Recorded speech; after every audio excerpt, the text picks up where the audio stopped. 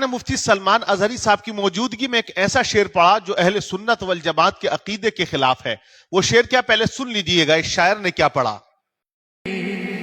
نبی کے بعد عظمت میں علی سب سے زیادہ ہے.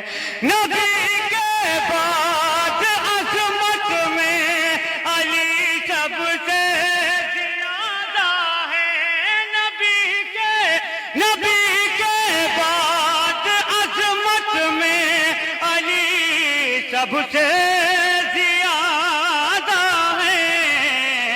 نظر آتا نہیں جس کو یہ اس کی کم نگاہی ہے.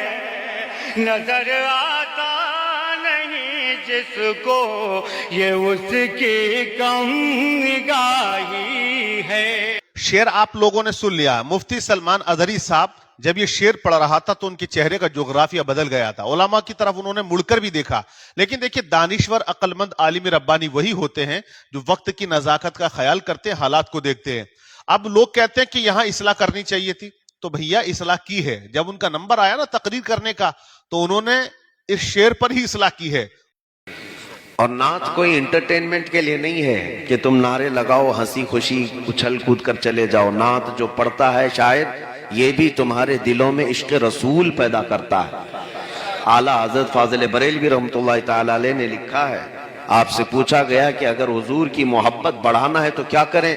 اعلیٰ حضرت نے فرمایا اچھے اشعار اچھے شاعر سے سنے جائیں, خوش الہان نعت خواں سے سنے جائیں, اس سے جذبہ عشق رسول بڑھتا ہے. لیکن یہ بات ہمیشہ یاد رکھیں, ایک شعر تقریر سے زیادہ بھی اثر کرتا ہے, اور ان اشعار میں عقیدہ بھی اور ایمان بھی اور بہت کچھ سمایا ہوا ہوتا ہے. اسی لیے میں آج آپ کو خلاصہ کلام میرا یہ بتا دوں کہ من جملہ اہل سنت و جماعت مشرق و مغرب شمال و جنوب اور متقدمین متاخرین پہلے والے اب والے سب کا متفقہ عقیدہ محمد صلی اللہ علیہ وسلم اللہ کے رسول ہیں, خاتم النبیین ہیں, رحمت للعالمین. ان کے بعد افضل البشر بعد الانبیاء بالتحقیق, تمام نبیوں کے بعد سب سے افضل انسانوں میں حضرت ابو بکر صدیق کی ذات ہے. سیدنا ابو بکر صدیق رضی اللہ تعالیٰ عنہ کی ذات افضل البشر بعد الانبیاء بالتحقیق. یہ جملہ اہل سنت و جماعت کا متفقہ عقیدہ ہے. پھر سیدنا عمر ابن خطاب, سیدنا عثمان ابن عفان, پھر حیدر کرار رضوان اللہ علیہم اجمعین, یہ خلفائے راشدین جن کے متعلق میرے آقا نے فرمایا علیکم بسنتی وسنت الخلفاء الراشدین. لیکن یہ جو شاعر ہیں انہوں نے ایسا شعر پڑھ دیا. اہل سنت والجماعت کا یہ ایک اسٹیج ہے, علماء سب بیٹھے ہوئے ہیں. شاعر صاحب وضع قطع سے شاعر نہیں لگتے ہیں, شاعر صاحب تو کچھ اور ہی لگتے ہیں, لیکن بڑے بڑے اسٹیجوں پر ان کے کلام پڑھے جاتے ہیں اور بڑے بڑے مفتیان کرام کی موجودگی میں پڑھے جاتے ہیں. دیکھیں نعت پاک پڑھنا سننا بہت اچھی بات ہے, دلوں کے اندر ایک جذبہ پیدا ہوتا ہے, ایک عشق پیدا ہوتا ہے, اس سے کوئی انکار نہیں کرتا. لیکن وضع قطع ہونا یہ بھی لازمی ہے. یہ تقدس پامال ہوتا ہے اس طرح اسٹیجوں کا. اگر کوئی نیتا اسٹیج پر آ کر بول جاتے ہیں نا تو یہی ہماری عوام یہ کہتی ہے تم نے نیتا کو جگہ دے دی. سوال کرتے ہیں, منع کرتے ہیں, حالانکہ ان کی بھی داڑھی نہیں ہوتی ہے, داڑھی ان کی بھی نہیں ہے, داڑھی یہ بھی نہیں رکھتے ہیں, داڑھی منڈے ہیں, وضع قطع سے لگتے نہیں ہیں. لیکن یہ اس اسٹیج پر وہی اشعار پڑھ رہے ہیں جس سے چڑ پیدا ہو. حضرت علی رضی اللہ تعالیٰ عنہ سے سارے سنی محبت کرتے ہیں اور یہ عقیدہ ہے کہ وہ داماد مصطفیٰ ہیں. علی جب تک نہیں چاہیں گے کوئی جنت میں نہیں جائے گا, حضرت علی کی مرضی سے لوگ جنت میں جائیں گے. یہ عقیدہ اہل سنت والجماعت کا. لیکن شاعر صاحب نے شیعوں کا رافضیوں کا عقیدہ بیان کر دیا. عوام بھی اہل سنت والجماعت ہی ہے, دوسرے فرقے کی نہیں ہے. تو یہاں عوام اور نوجوان جو ہوتے ہیں نا وہ بڑے غلط فہمی کا شکار ہو جاتے ہیں. اب مفتی صاحب نے پورا مکمل اپنا عقیدہ بیان کر دیا کہ انبیاء اور نبیوں کے بعد میں, رسولوں کے بعد میں سب سے افضل اگر کوئی ہے تو وہ حضرت صدیق اکبر رضی اللہ تعالی عنہ کی ذات گرامی ہے. بہرحال یہ دیکھیے وہ نظریہ ہے, وہ عقیدہ ہے جو ہماری عوام کو پتہ نہیں ہے, نوجوانوں کو علم نہیں ہے اس بارے میں, لیکن یہاں اس شعر نے بحث چھیڑ دی. اس کے بعد میں چرچا ضرور ہوئی ہوگی, اور سوشل میڈیا پہ اب چرچا چل ہی رہی ہے. آپ سب جانتے ہیں کہ جگہ جگہ میں نے دیکھا ہے کہ وائرل ہے یہ شعر, اور لوگ جو ہے وہ شکایت کر رہے ہیں حضرت مفتی سلمان ادری صاحب سے. تو مفتی صاحب وہ مرد قلندر ہیں جو ہزاروں لاکھوں کے مجمع میں اغیار سے نہیں ڈرے, یہ تو پھر بھی اپنے تھے شاعر صاحب, اور اپنوں نے ہی ایسا نشتر لگایا وہاں پر کہ وہاں ایک بحث چھڑ گئی. شاعر صاحب بوڑھے ہو چکے ہیں لیکن کھرپا داڑھی پہ برابر چل رہا ہے, چھلوا رہے ہیں اندر تک. ارے بوڑھے ہو گئے ہو, نعت نبی آپ پڑھتے ہو تو کم سے کم چہرے پہ داڑھی سجا لو. بڑے بڑے جلسوں میں تم کو بلایا جاتا ہے, عزت دی جاتی ہے. آپ لگائیے کیسا لگتا ہے یار ایک آدمی تمام داڑھی ٹوپی والے, وضع قطع سب باشرہ والے, اور انہی کے بیچ میں ایسے انسان کو لا کے کھڑا کر دیا جاتا. ایسا لگتا کہ گلاب کے بیچ میں کوئی کانٹا آ کے کھڑا ہو گیا. یہ چبھتا ہے دل پر. آواز اچھی ہے, شاعری بھی اچھی ہے, اس سے انکار نہیں ہے. تو کیا آواز اور شاعری اچھی ہوگی تو کیا پھر شریعت کو ہم بالائے طاق رکھ دیں گے اٹھا کر؟ ہم ایسے ہی شاعروں کو لا کے پڑھوائیں گے. اور بھی اچھے اچھے شاعر ہیں, یہ ایک شاعر نہیں ہے, ان سے اچھی اچھی آواز والے, انداز والے, شاعری کرنے والے ہیں, ان کو بلوائیے گا. مگر بھیا بس وہی ہے کہ اندھیری نگری چوپٹ راجا, لوگوں کا بس وہی معاملہ ہے نا. تو ایسے شاعروں کو میں تو کہتا ہوں نہیں بلانا چاہیے.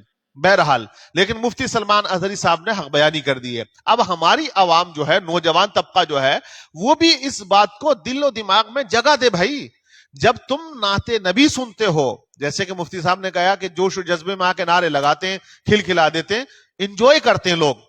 نعت نبی کو آپ سنیے گا, اچھی بات ہے, لیکن انجوائے نہ کریں, مذاق نہ بنائیں.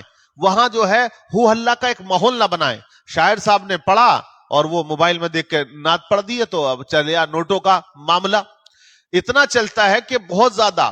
اب بھیا وہ اس میں ہم نے یہ بھی دیکھا کہ اب جو تقریر کرنے والے ہیں وہ بھی کچھ اس طرف چلے جاتے ہیں. بھیا 2 شعر پڑھ لو, میں بھی نام لکھوا دیتا ہوں.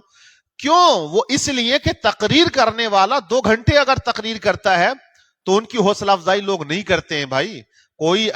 کوئی آ گیا, 1-2 لوگ اٹھ کے 10-5 روپے دے کر چلا گیا, تو وہ یوں سمجھتے ہیں جیسے کہ 10 بیگھے کا پٹا امام صاحب کو یا مولانا صاحب کو دے دیا ہو. 10 روپے دے کر بڑا فخر محسوس کرتے ہیں. تقریر کرنے والوں کو 10 روپے نہ دیں آپ, بلکہ 100 ہی روپے دیں. اگر نعت پڑھنے والوں کو آپ جھڑ چل لیا معاملہ لٹا رہے ہو, آپ ایک بار میں 200-300 لے کے جا رہے ہو, تو تقریر کرنے والوں کو آپ جو ہے ان کی تقریر میں کھو جاتے ہو نا. لوگ کہتے ہیں ہم کھو جاتے ہیں, وہ جذبہ نہیں آتا. نعت میں جو ہے وہ جذبہ آتا ہے.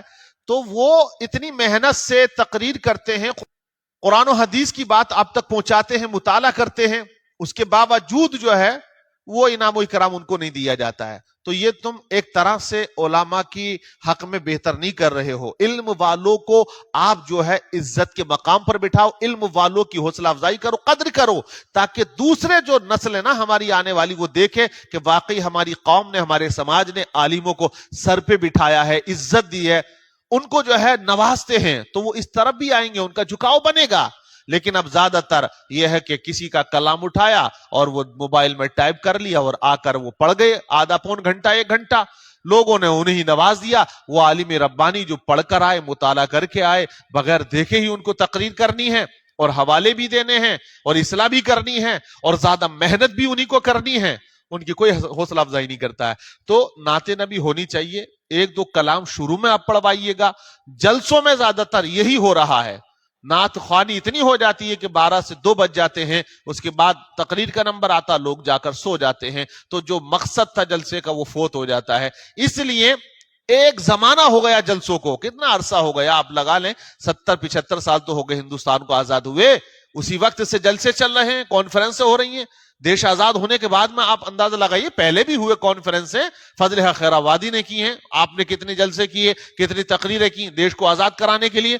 تو آپ دیکھیں اس لمبے پیریڈ میں, اس صدی کی میں بات کر رہا ہوں, اس صدی میں آپ دیکھ لیں کیا ہم نے اپنی قوم کی اصلاح کی, کیا قوم کو دین کے بارے میں بتایا, ایجوکیشن آف دا ریلیجین کا مقام و مرتبہ کیا ہے, اس کو حاصل کرنا کیا ہے, یہ ہم سمجھا پائے؟ نہیں سمجھا پائے. وجہ کیا؟ وہ یہی ہے کہ ہم نے اپنے جلسوں کو نعت خوانی کی ہی بھیٹ کر دیا ہے. اور شاعر آتے ہیں, یہ شاعر صاحب نے بڑی دیر تک کلام پڑھے, دیکھیے گا یوٹیوب پر جا کر جلسہ ان کا, بہت دیر تک. وہ کہہ رہے ہیں کہ ایک اور شاعر ہیں, کرنا چاہتے تھے. بہرحال آپ کی کیا رائے ہے, آپ کیا کہیں گے, اپنا آپ رائے پیش کر سکتے ہیں.